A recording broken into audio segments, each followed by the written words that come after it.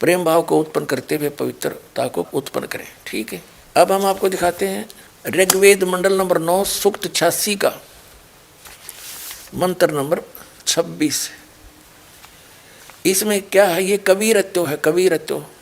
यहाँ देखा, यज्ञ करने वाले यजमानों के लिए, यानी यज्ञ माने धार्मिक अनुष्ठान, भक्ति करने वाले यजमान माने भक्तों के लिए परमात्मा सब रास्तों को सुगम करता हुआ उनके विघ्नों को, संकटों को नाश करता है, मर्दन करता है, उनको पवित्र करता हुआ और अपने रूप को सरल करता हुआ वह कांति में परमात्मा वो कबीर देव है। यहाँ सर्वजनी यहाँ लिखना था कबीर देव, कबीर साहब विद्युत के समान क्रीड़ा करता हुआ वर्णीय पुरुष को यानी अच्छी आत्मा को, श्रेष्ठ भक्त को प्राप्त होता है।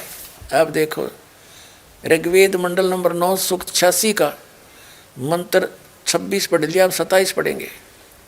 इतना सा पढ़ेंगे, जो परमात्मा धूलोक के तीसरे पृष्ठ पर विराजमान है, ओए होए, एक स्थान पर रहता है, जो परमात्मा धूलोक के तीसरे पृष्ठ पर विराजमान है, वहाँ बैठा है।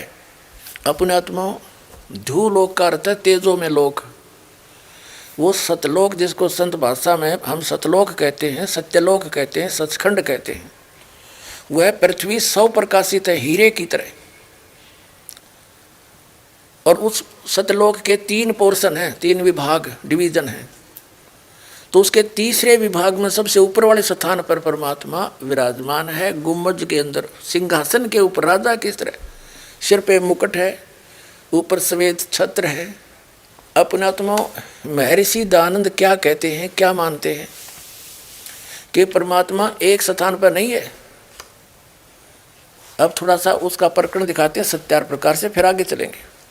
पहले महर्षि दयानंद द्वारा प्रकाशित उनका अनुभव सारे जीवन में, उन्होंने जैसा वेदों को जाना और जैसा सारे जीवन में अनुभव करके उसने अध्यात्म मार्ग को समझा, वो सारा का सारा अपना अनुभव सत्यार्थ प्रकाश नामक पुस्तक में लिख गए। तो इस सत्यार्थ प्रकाश को चाहे महर्षि दयानंद समझो, उनका अनुभव है, तो वही समझो। उन्होंने अपना सारा जो भी अंदर संग्रह था वो सारा लिख दिया। अब देखो महर्षि दयानंद जी क्या बताते हैं परमात्मा के विषय में। ये है सत्यार्थ प्रकाश। अब देखो महर्षि दयानंद के इस पोज ने देख के ओहो, आदमी कट के मर जा, अगले वे महात्मा के इसने तो कमाल कर रखा होगा, भगवान से सीधा कनेक्शन कर रखा होगा। अब देखना फिर इसके अनुभव से पता चलेगा। ये है अथ सत्यार्थ प्रकाश है। अब देखो इसमें क्या लिखा है कि वेद आदि विविध, यानी वेद आदि भिन्न भिन्न सदशास्त्र प्रमाणी, सद ग्रंथों से प्रमाण लेकर इसकी रचना की है। किसने? श्रीमत परमहंस परिव्राजकाचार्य महर्षि दयानंद सरस्वती स्वामी भी रचित है। इसके आगे और पाछे कितनी उपमा ला रखी है।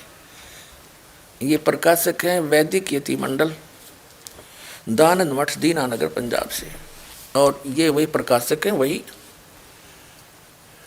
और ये हैं मुद्रक हैं आर्य प्रिंटिंग प्रेस, दयानंद मठ गोहाना मार्ग, रोहतक। ठीक है, अब इसके 153 पृष्ठ पर दिखाते हैं आपको। सप्तम समोल्लास सत्यार्थ प्रकाश 153 पृष्ठ इस प्रकाशन के।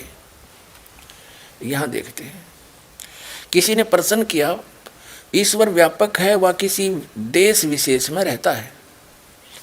उत्तर महर्षि दयानंद का व्यापक है, क्योंकि जो एक देश में रहता तो सर्व अंतर्यामी, सर्वज, सर्वनियंता, सबका सृष्टा, सबका धर्ता और प्रलय करता नहीं हो सकता। आपत देश में कर्ता की क्रिया का अभाव है। अब ये स्पष्ट कर दिया महर्षि दयानंद ने कि परमात्मा एक देश में नहीं रहता, एक देश में रहकर वो सारी सृष्टि न रचा क्यों करे। ये तो एक जड़मती व्यक्ति के विचार होते हैं। परमात्मा के वचन में इतनी शक्ति, एक शब्द में सब कुछ रच दे वो। फिर भगवान मारे जैसा हो गया तो फिर परमात्मा क्या आएगा। और दिखाते हैं कि महर्षि दयानंद ने इसी सत्यार्थ प्रकाश में इसी बात पर कटाक्ष किया है मुसलमान धर्म के ऊपर कि तुम्हारा खुदा क्या मनुष्य की तरह है जो एक स्थान पर रहता है, तो एक स्थान पर रहने वाला भगवान नहीं हो सकता। देखिए ये है सत्यार्थ प्रकाश चतुर्दश समोल्लास 14वें समोल्लास में 480 पे 480 पृष्ठ है। इसमें निश्चय ही परवरदिगार तुम्हारा अल्लाह है जिसने पैदा किया आसमानों और पृथ्वी के बीच 6 दिन के, फिर करार पकड़ा, अर्श के तदबीर करता है काम की। अब ये कुरान शरीफ है, कुरान शरीफ की कोई आयत का अनुवाद है। महर्षि दानंद ने इसके ऊपर कटाक्ष किया है, मिथ्या आलोचना की है ज्ञानता से। क्या कहा है